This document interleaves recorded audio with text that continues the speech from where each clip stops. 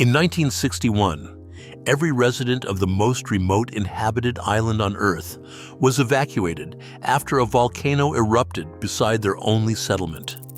264 people from Tristan da Cunha, 1,500 miles from the nearest inhabited land, were shipped to England and housed at a former army base in Southampton. For nearly 2 years, they encountered electricity, television, and paved roads, most for the first time. When the British government confirmed the settlement had survived, they were offered a choice. Almost all of them chose to go back. What made that life worth returning to begins with the sea. Tristan da Cunha sits near the geographical midpoint of the South Atlantic, isolated by thousands of miles of open water. The nearest mainland is South Africa, lying 1,750 miles to the east. Because the island's steep volcanic terrain prevents the construction of an airstrip, the ocean remains the only pathway to the outside world. Reaching this community requires a 6-day voyage from Cape Town across some of the ocean's roughest waters. There is no regular passenger service. Instead, travel depends on a small fleet of fishing and supply vessels that make only about 10 return trips each year. Even when a ship successfully navigates the crossing, arrival offers no guarantee of a safe landing. The island lacks a deep water harbor. Large vessels must anchor offshore, exposed to powerful swells that can delay operations for days. Passengers and cargo must be transferred to small tender boats to be ferried through the surf to a modest breakwater.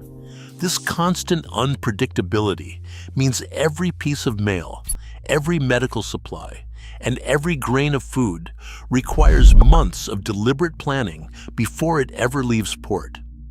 On the northwest coast of the island, a narrow, flat shelf of land offers the only refuge from the vertical terrain. Here sits Edinburgh of the Seven Seas, the solitary settlement on Tristan da Cunha, and home to the entire permanent population of roughly 250 people. This small community lives directly beneath Queen Mary's Peak, an active volcano that rises nearly 6,700 feet straight out of the South Atlantic. Though the island's total land area is roughly comparable to Manhattan, its sheer volcanic cliffs and rugged slopes make almost all of it impossible to inhabit. The residents are confined to this single coastal plain where they have established their homes, a school, a hospital, and a church. This severe geography creates a highly concentrated way of life, where the scale of human existence is constantly dwarfed by the towering peak on one side and the empty ocean on the other. In 1506, the Portuguese navigator Tristan da Cunha sighted the volcanic peak rising from the sea, charting the island and leaving his name on the map. For 3 centuries, it remained a temporary anchorage until 1810, when an American mariner, Jonathan Lambert, arrived to establish a short-lived settlement, renaming the territory the Islands of Refreshment. The modern community, however, owes its existence to British geopolitical strategy. In 1816, Great Britain formally annexed the island, establishing a military garrison to ensure Tristan could not be used by the French to stage a rescue of Napoleon Bonaparte, who was imprisoned on St. Helena, 1,500 miles to the north. When the garrison withdrew in 1817, Corporal William Glass, a Scottish soldier, chose to remain with his family.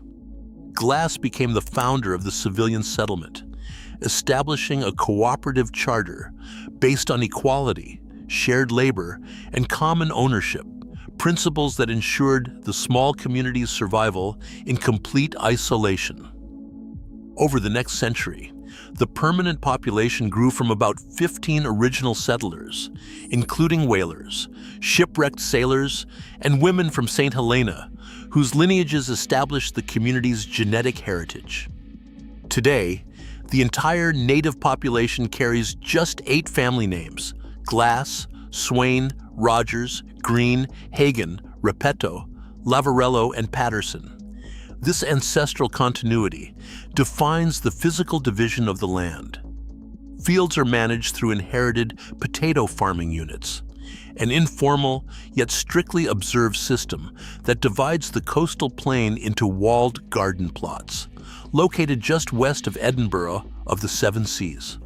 Passed down through generations, these patches represent both a vital food source and a living map of family history. This balance between individual family rights and communal responsibility is reflected in how the island is governed. As part of a British overseas territory, Tristan da Cunha operates under a UK-appointed administrator, but local authority rests with an elected island council. Led by a chief islander, this council manages local affairs, reinforcing a system of self-reliance where governance and family ties are closely linked. This resilient social structure underlies the daily routines of the island, shaping how the community organizes its labor and maintains its isolated existence. Survival on Tristan da Cunha requires an organized, dual-layered system of production that balances local subsistence with international trade. Because importing fresh food across the South Atlantic is highly impractical, every household acts as a small-scale farm. Families cultivate private vegetable gardens and collectively manage livestock on the common pastures, raising cattle, sheep, and poultry to provide beef, mutton, milk, and eggs. This daily agricultural labor secures the community's basic dietary needs straight from the volcanic soil of the coastal shelf, keeping them insulated from the extreme delays of maritime shipping. To generate revenue, the islanders operate a highly organized export trade built on a single marine resource, the Tristan rock lobster, also known as crayfish. Local fishers harvest these crustaceans from the cold, surging coastal waters. Once processed at the island's harbor facility, the catch is frozen and shipped to markets in Australasia, Europe, and the United States. This sustainable, MSC-certified commercial fishery serves as the economic backbone, linking local physical labor to consumers thousands of miles away. The center of daily commerce in Edinburgh of the Seven Seas is the local supermarket, a modest building that everyone on the island still calls the canteen. This name is a relic of the Second World War, when the British Royal Navy established a secret weather and wireless station here, setting up a garrison shop to supply the stationed troops. Before this military presence, Tristan da Cunha operated almost entirely on a barter system, where residents exchanged potatoes and livestock for goods.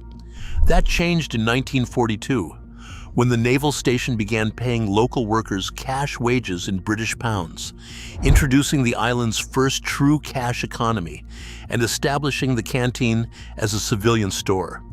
Yet, having cash did not solve the fundamental challenge of supply. Because the island relies on a small number of cargo ships each year, local commerce operates on a timeline of months, not days. The canteen must manage its inventory with extreme foresight, and residents must submit orders for imported goods at least 6 months in advance. To receive a Christmas gift in December, an islander must place the order in July, knowing that any missed shipping window means waiting more than half a year for the next delivery.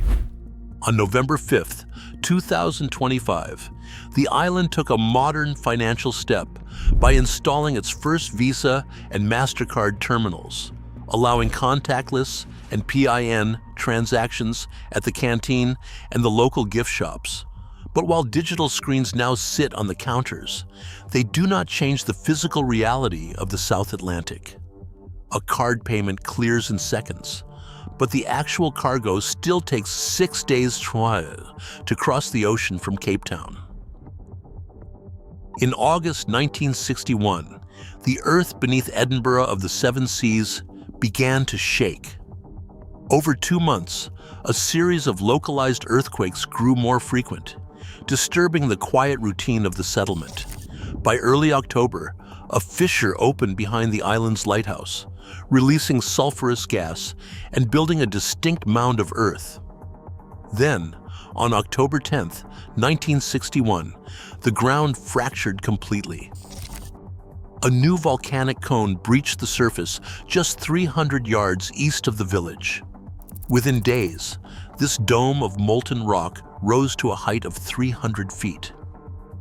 When its seaward edge collapsed, viscous lava began to spill directly toward the settlement. The advancing flow threatened to consume the island's homes, its public buildings, and the lobster processing factory that anchored the local economy. More importantly, the lava headed straight for Calshot Harbor. It quickly buried the island's primary landing beach, threatening to seal off the narrow breakwater that served as the community's sole physical connection to the outside world. With the harbor compromised and the air thick with sulfurous gas, the administrator ordered an immediate evacuation. On the afternoon of October 10, 1961, the islanders gathered what few possessions they could carry and boarded their canvas-covered longboats. They rowed through the heavy surf to Nightingale Island, an uninhabited volcanic outcrop 21 miles to the southwest. There, the island's entire population of 264 people spent a cold, exposed night in makeshift huts, watching the distant glow of the eruption threatening their homes across the water. The next morning, the Dutch passenger vessel Cisjordanië, which had been diverted by radio to assist, arrived off Nightingale. The crew safely brought the islanders aboard, taking them away from the only land they had ever known. The ship set course for South Africa, arriving in Cape Town 5 days later on October 16th. Though local residents met them with donations of clothing and supplies, the stay was short. Within days, the entire community was transferred to the British mail ship Stirling Castle to begin the long northward voyage toward the United Kingdom, leaving their livestock and ancestral land behind. On November 3, 1961, the Stirling Castle docked in Southampton. The arrival of these 264 people, the complete evacuation generation, meant the displacement of an entire, self-contained social system rather than a standard group of travelers.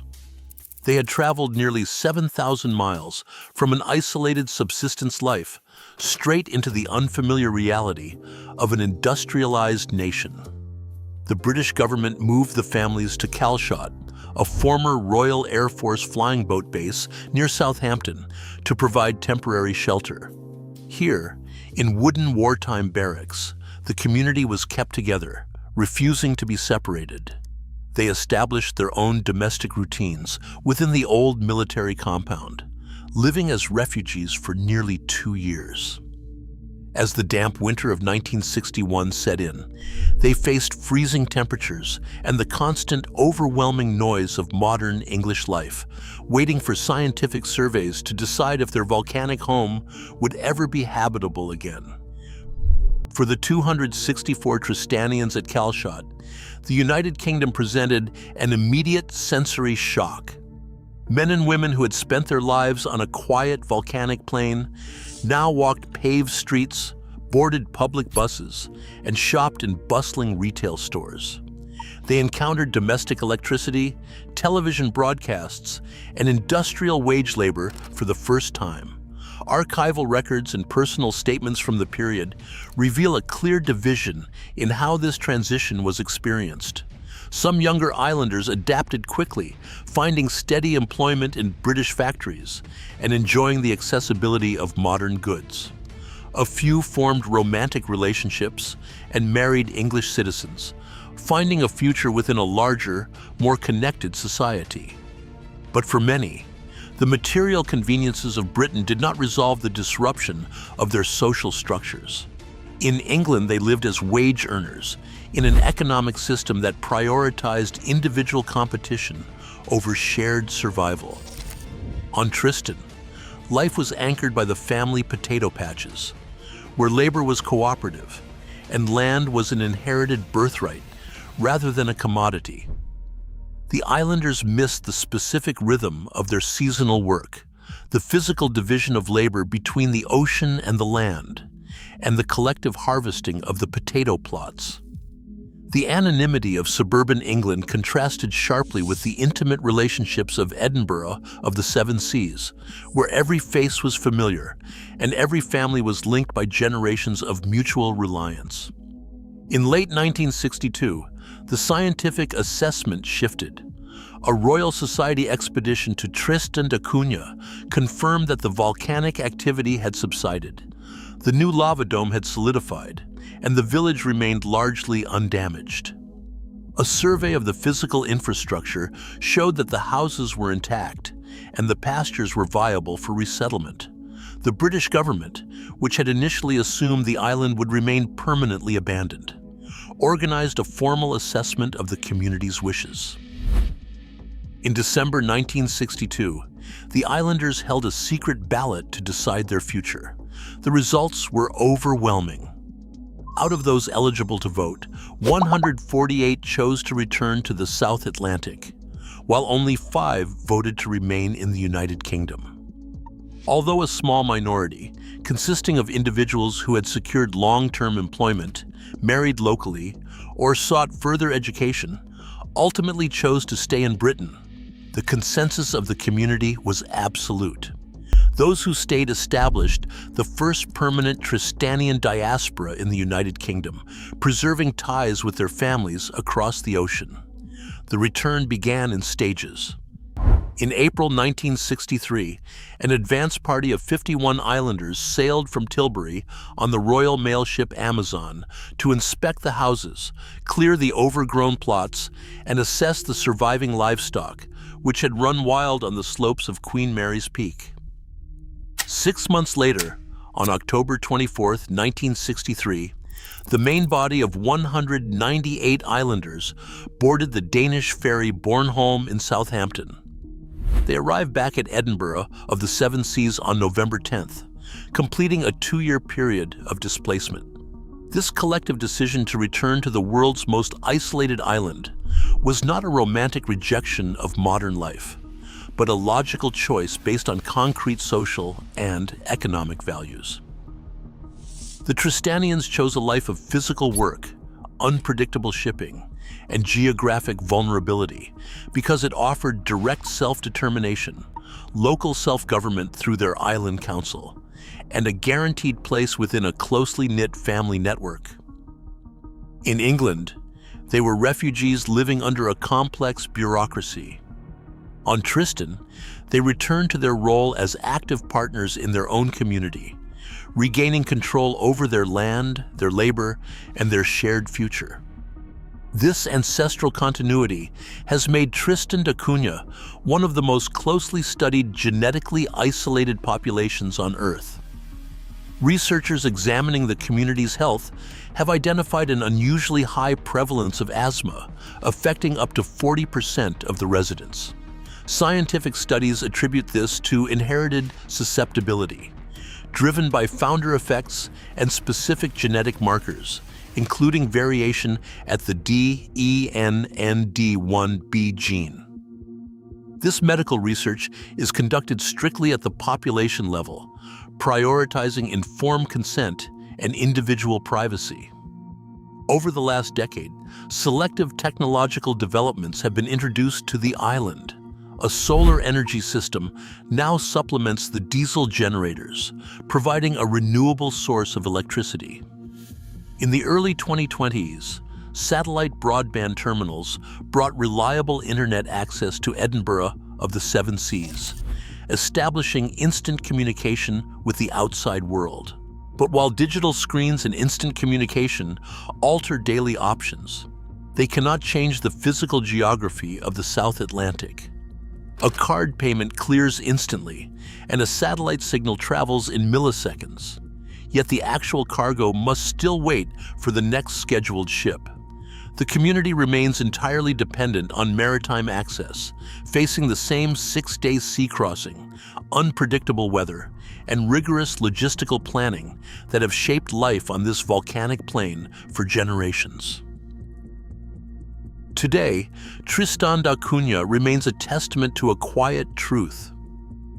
In a hyper-connected world that prioritizes individual convenience, this community chooses a different path, one of shared survival and profound reliance on one another.